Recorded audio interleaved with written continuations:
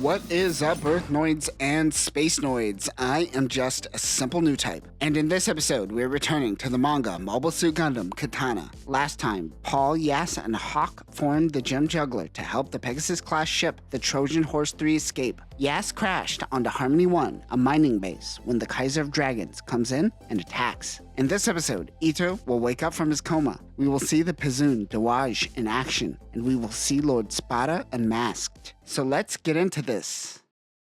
The tiny miner that got into the Ag attacks the Ogos. He is struggling to remember some of the controls. While the Ag is attacked, Cortez finally helps Yas and Paul with the Gem Juggler. However, Cortez is struggling to juggle those balls. They aren't working together as a team. One member on board the Kaiser is Borino, the one who left with Kanesada to Konpei Island. Yas recognizes Borino and wonders how he is still alive and why he is fighting with the bad men True Federal. He tells him that the boss created these madmen. In UC-0083, the military carried out a massive naval review. Of course, we know this incident as the nuke that Gato set off, destroying the naval review in the process. The truth is that only half the fleet was destroyed, but they were listed as MIA. He says that it is thanks to a certain incident. Borino tells Yas to come with him. BGST will fall as True Federal rises up. Cortez tries to say something, but Borino says, "Shut up, Cortez, you've been cast out already." He says that the lost numbers have been completed. This makes Cortez's eyes widen. We flash back to Yas when he was still in a biker gang in Italy. He crashes his bike into another mobster who tries to escalate the situation. That is when Borino and the BGSD team comes in and beats up the mobster.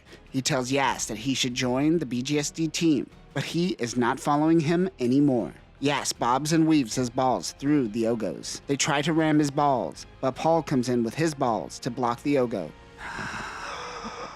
I just realized the Ogos look like penises. It's a cock and ball fight. Paul has been rejecting Yas, calling him master. But if he is able to master this one technique, he will take him on as his pupil. The two go into action. Yas was brought into BGSD by Borino, but now he has a new goal. He has to protect Ito. Yas does the secret technique, head spin. Oh my god, this image frightens me. The Kaiser bites Paul's balls, but he is fine. They begin making their retreat. Yas apologizes to the old man that helped for all the trouble they brought to Harmony 1. The old man says that he has a lot to learn before they take down Lord Spada. He wonders how the old man knows who he is. Cortez, Paul, and Yas follow the old man. They roll out an injured Ito on a stretcher. He is in need of serious medical attention. The old man tells them that Lord Spada came here a while back. They take Cortez as prisoner. Yas demands to know what is going on. He takes Cortez and tells him that they were able to restrain a cyber Newtype easily, which means he is coming down. They administer a drug called Astomarellian, something used on cyber Newtypes. Cortez wonders how they are in possession of that drug. Paul asks about Yas's commander participating in the naval review. Kanesada and 20 others went to participate and were assumed KIA after the incident. What really seemed to happen is that half of the forces rose up against the Federation. Yas just realizes that Kanesada is Lord Spada. We learn that the Demon Blade AI system is a double-edged sword. In order for Ito to wake, he must be awakened by the Demon Blade.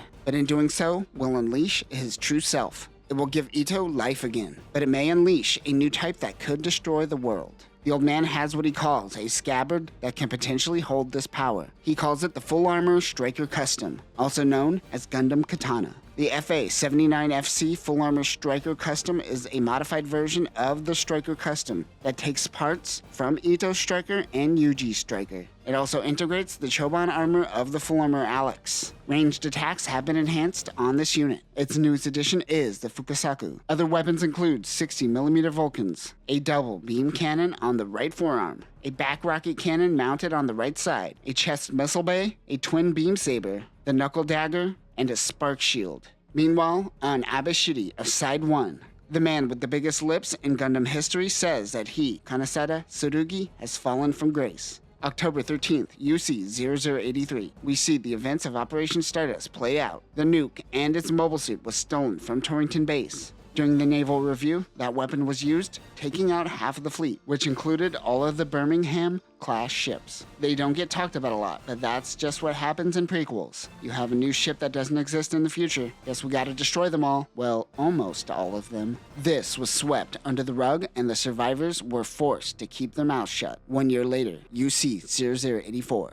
A Birmingham-class ship is headed to Side 7 for a Federation meeting. On their way to the meeting as well is the Titans. This happens to be Stonefield and his crony Johan. They tell True Federal that they are going above the speed limit and to slow down. He is still butthurt by what Ito did to him back on Earth, and he wants to prove himself. So he puts on a show of force. He sends out his Jim Quells. A True Federal mobile suit start picking off other mobile suits one by one. It happens to be the GPO-2 MLRS. The RX-78 GPO-2A, Gundam GPO-2A Type MLRS, like the original GPO-2, is a mid-range support mobile suit. The nuclear warhead is replaced with three 3-tube missile launchers. It is an MLRS or multiple launch rocket system and can be launched all at once or at timed intervals. Even without the nuke, it still rocks the shield that can withstand a nuke. Other weapons include 60mm Vulcans, a beam saber, and the BOA XBR M8205 beam rifle. With the Jute beam dagger, the GPO-2A tears through the Titan's mobile suit. Before he kills Stonefield, Lord Spada tells him to wait and come to their ship. The pilot happens to be Kanesada. Everyone believes that Lord Spada is Kanesada.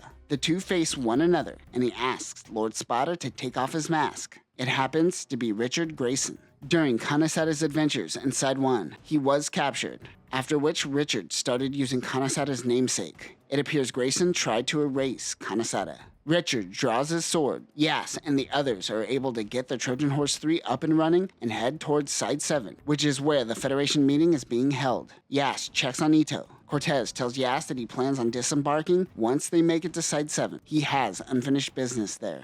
Cortez also thinks that Marina will probably intercept them before making it to the colony. Yas asks about the Lost Numbers experiment, but that is when the ship gets an alert. It is a Magellan-class ship speeding towards them. It's Stonefield and the Titans running away from Barino and the Kaiser of Dragons. The Kaiser launches 3 Pezun Dawages. The MS-10 Pezun Dawaj is based off of the Dom series and the last mobile suit series designed during the One-Year War. There are added boosters on the legs which increase mobility, but makes it more difficult to handle. It still retains the hover unit of the feet like the Dom. It also has a bigger generator, making the scattering beam gun in the chest useful, unlike the one on the Dom. The standard weapon is the modified giant bazooka, but these particular Dawages uses the EX-T2-2 beam bazooka, which connect directly to the generator. Other weapons include a beam saber and a 420mm rocket launcher. These are a staple of Pezun and a part of the secretive Pezun project. We really need to get back to covering Gundam Sentinel.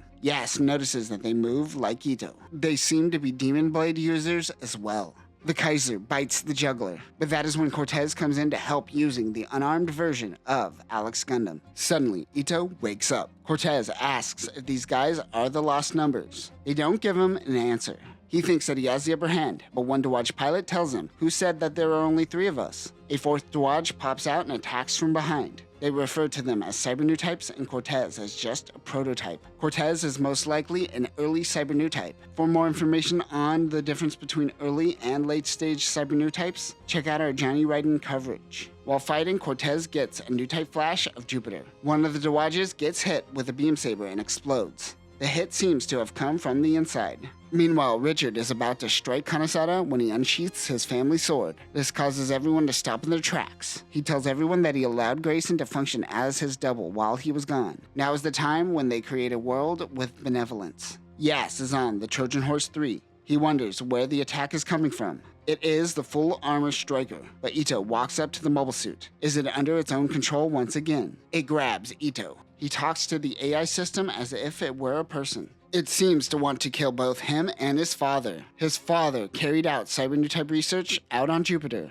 It seems he went all in on Newtype theory and wants everyone to become a Cyber Newtype. This led to him experimenting on his own son. The Gundam squeezes tighter. Ito says that he too wants to kill his dad and that they can work together to make it happen. If the striker kills him right here, he will never get a chance to kill Kanesada on his own. The striker stops and allows Ito into the cockpit. They take off. One of the Dawages rips open the hole on the Pegasus, but that is when the full armor striker comes in. He tells everyone to get back. Cortez tries to tell him about the Cyber Newtypes, but Ito says, "Oh, I know. The Gundam told me." He talks to Gundams now. The Dawaj pilot refers to Ito as brother.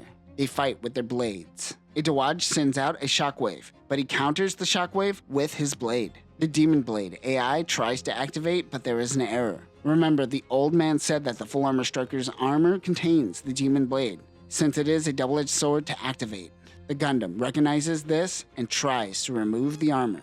While going berserk, he takes out another Dawaj. Meanwhile, somewhere out in space, a Titan's fleet sees intel on this new version of GPO-2. The commander of the fleet is Bask Om. He notes that Kanasada has Anaheim Electronics, Side 1, and Granada on his side. Bask prepares for Kanasada's revenge.